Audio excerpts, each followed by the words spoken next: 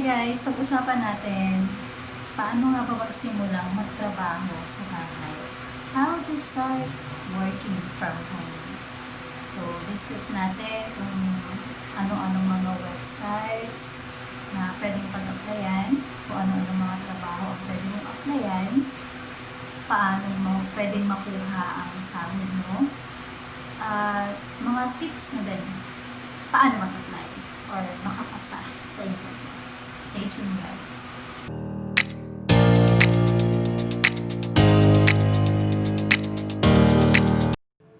Okay, so I want to share the list of the things that you needed in order to start working from home. Of course, the most important, kailangan meron kang desktop or laptop. Requirements, minimum at least Core i3 4 GB of RAM. Pero alam nyo guys, the higher the machine specs, the better. Pero depende pa rin yun kung ang in-applyan mo ay more on video editing. So it requires you to have a machine which has a higher specs. Kung ang in-applyan mo naman ay simple data entry or any task that chill lang, okay na yung Core i3. As long as nagagamit mo naman ng maayos yung machines at hindi naaapektuhan yung trabaho mo.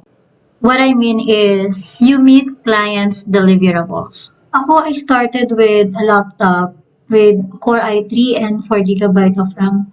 And then ngayon, I just need to upgrade because I do some video editing for some of my clients. Next is internet connection.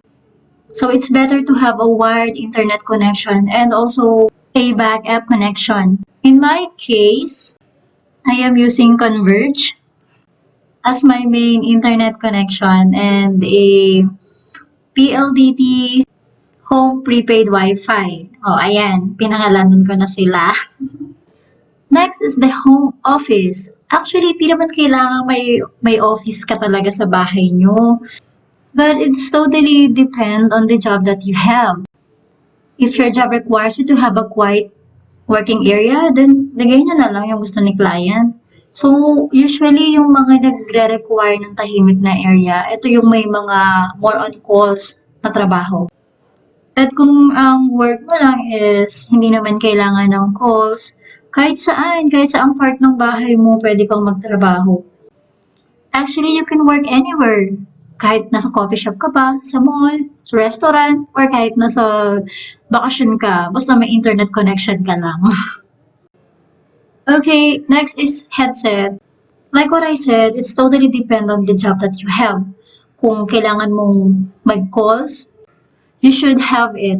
Yung headset na may noise cancelling. Then, if you are a ESL teacher, of course, kailangan mo ng headset.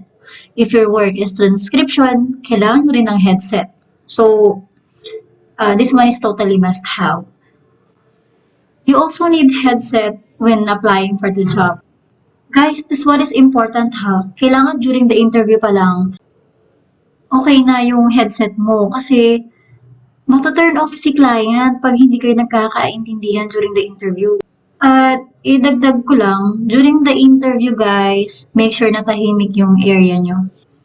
Kasi may mga interviewer na bugnutin din eh. Gusto nila tahimik yung place mo, nagkakaintindihan kayo. So, if may mga kids kayo na maliliit pa, very challenging din talaga. So, hanap na lang kayo ng perfect time to be interviewed. Kasi, tatanungin din naman kayo ni client kung kailan kayo pwede makausap. So, pwede mong iset ang interview pag tulog na yung mga babies, ganon, wala na mga batang naglalaro. Yung wala na masyadong pwedeng mag-ingay or mag-cause ng ingay sa paligid mo. Okay, so let's move on. You need to have a PayPal account, a Pioneer, or TransferWise. So, most client kasi, they use PayPal. Just check the descriptions later. I will put the link for you to easily create an account. Okay, next is Skype and Zoom. Install nyo na ito guys prior to your application.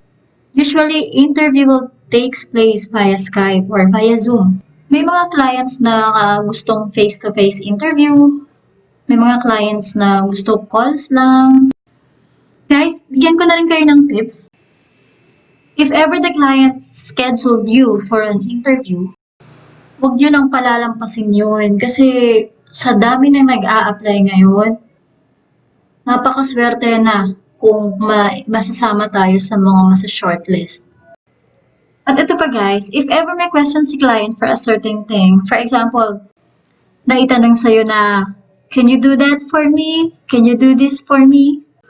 Do you know how to use this app? Do you know how to use these tools? Do you think you can do the work for me? Umuo ka lang. Wala namang hindi na pag-aaralan, di ba? Tama? Ako, when I started as a newbie, wala talaga akong alam sa online or sa home-based job. Basta, ang ginawa ko lang, prior to my interview, I've made some research about the company that I am applying. I made some research about the product that they are selling. And then, during the interview, while we are talking with the interviewer, I have my phone in my hand. So, for example, they ask me, do you know how to use Canva? My God, at first, believe me, hindi ko talaga kilala si Canva. But then, since buti na lang mabilis yung internet connection ko, the-research ko, what is Canva? Then, yun, nasagot ko naman. Then, another question, what is MailChimp? My God, nung unang narinig ko yung MailChimp, wala din akong ka-idea kung ano siya. Buti na lang talaga andun si best friend Google. Yun guys, be responsible na lang din. If ever you nailed your dream job, pag-aralan nyo na lang din kung ano yung mga tools na pwede nyo pang mai-apply para mapadali yung trabaho. So, yun guys, example lang yun ng interview questions ha. So, interview questions will still vary kung anong positions ang ina-applyan natin. Comment box is open for all your questions, guys. Try natin sagutin yan mamaya. Okay, so let's move on. These are the jobs available online. You can be virtual assistant, social media manager, transcriptionist, translator, ESL teacher, web developer, freelance writer, data entry, call center representative, blogger, and many more. Alamin nyo lang guys kung ano yung niche na gusto nyo, kung ano ba yung interest nyo, yung special skills nyo. Just think of the things that you really love to do. Para naman hindi nyo maiisip na nagtatrabaho kayo. So, at the same time, nag-e-enjoy pa rin kayo sa ginagawa nyo. Okay, next slide. Where to find clients? So, I will share here saan ko ba nakuha yung mga clients ko. First client ko from onlinejobs.ph. Next client ko naman is from Upwork. And the third one is from virtualstaff.ph. Create lang kayo ng profile sa mga nabanggit na website. So, I'll just put the links in the descriptions. When you already have your account, you just have to browse on the job list and then send an application to the job you want to apply. Okay, so let's jump into the next topic. Malamang marami nagtatanong sa inyo nito ngayon. Paano nga ba natin makukuha yung sweldo natin? Most of the clients use PayPal, while some use TransferWise or Payoneer. In my case, I use PayPal. So, paano ba siya na mawi-withdraw from PayPal? You also must have a bank account here in the Philippines. You should link your bank account to PayPal account for you to be able to withdraw your money. Ako, ang gamit ko, PayPal and then GCash.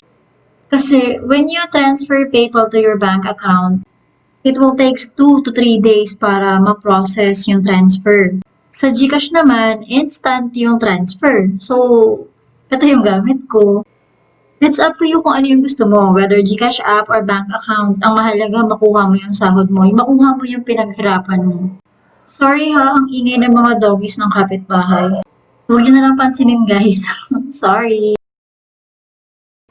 Okay, napag-usapan na rin lang naman yung sa I just want to share itong na-search ko kung magkano ba yung average salary na pwedeng kitain based on the position. For the virtual assistant, you can earn 350 to 650 US dollars. For article writer, 350 to 700. For SEO specialist, 500 to 1,000 US dollars. For web developer or programmer, you can earn 630 to 1,500 US dollars. Wow, for the graphic designer, 700. For data entry, 500. For Amazon or eBay VA, 600. Bookkeeper, 650. So if you work as a telemarketer, 700. For customer service, 650. And for video editing, 600. I believe the salary bracket is totally depends on the qualification of the freelancer. It depends on the skills, experience. So you can earn depends on the level of expertise. I also want to share my earnings since I started. Kailan nga ba ako nag-start? Oh, this year lang pala. I'm still a newbie guys, so I started last February this year. February 2019. So here's my PayPal account dashboard. Try natin i-total kung magkano na yung earnings ko. Actually, gusto ko ring malaman kung magkano na talaga siya. Sige, compute natin.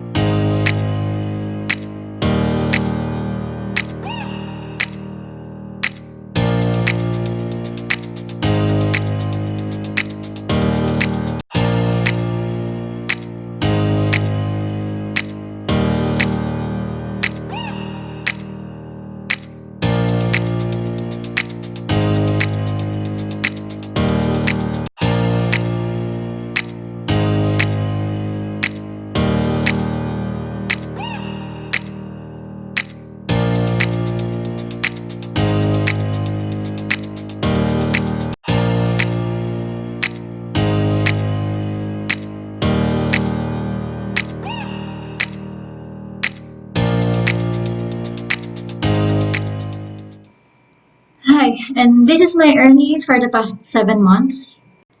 Which is, kung simpleng employee lang ako sa corporate world, napakalayong kitain mo to sa loob ng 7 buwan. Okay, so convert natin sa peso kung magkano siya.